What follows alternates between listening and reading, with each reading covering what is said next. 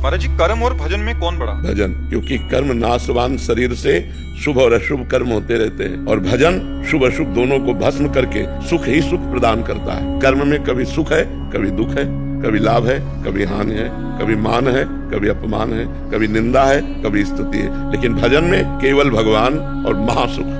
कर्म की ताकत नहीं कि अविनाशी पद प्रदान कर सके, भजन की ताकत है जो अविनाशी पद प्रदान करेगा।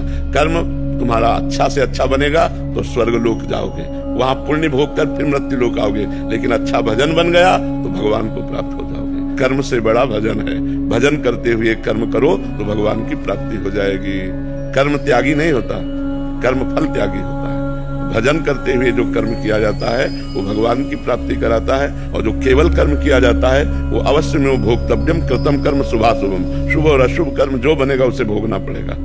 और भजन इन भोगों का विनाश करके भगवत प्राप्ति करा देता है। जो नाम जापक को सुख मिलता है, जो नाम की महिमा है, वो स्वयं भगवान नहीं वर्णन कर सकते। भजन की समानता कर्म कैसे कर सकता है?